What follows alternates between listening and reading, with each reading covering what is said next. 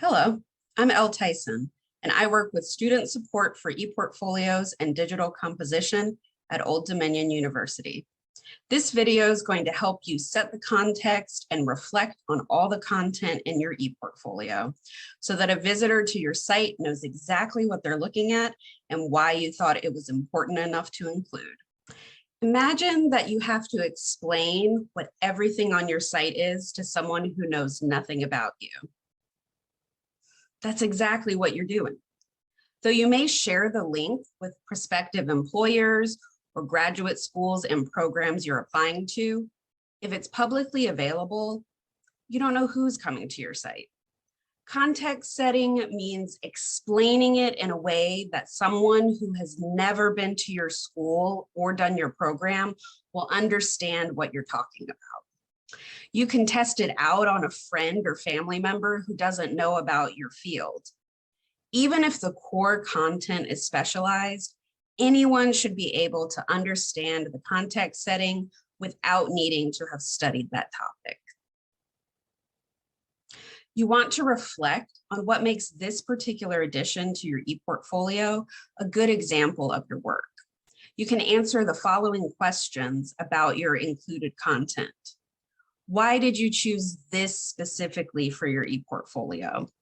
What did you learn from it? What might have been difficult about it? What does it allow you to do now? In other words, how did completing that assignment or project increase your skills? It may feel really obvious to you, but someone coming to your site doesn't know unless you tell them. You don't want your viewers to have to do too much guesswork, or they will quickly move on to the next candidate.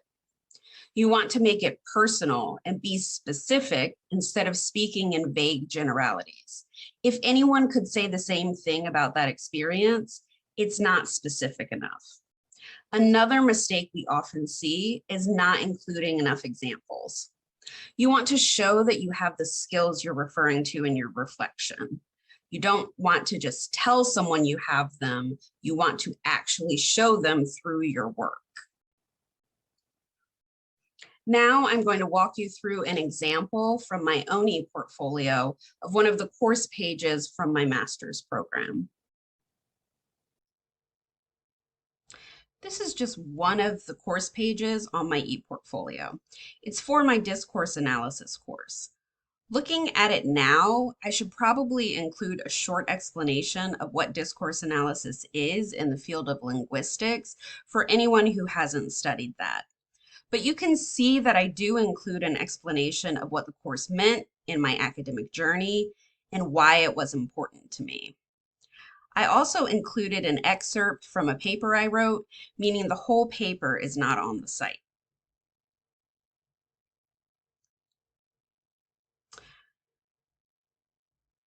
I also wanted to show you this example because some of your instructors will ask you to write reflections when you do your assignments.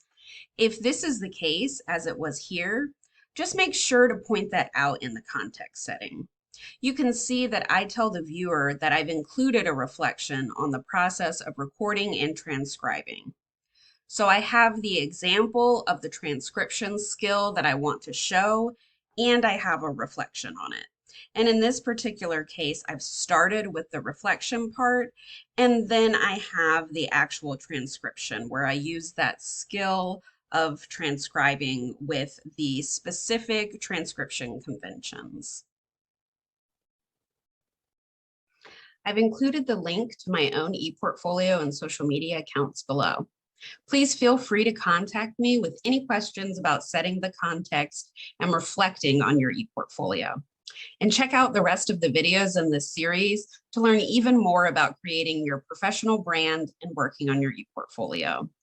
Thanks for watching today.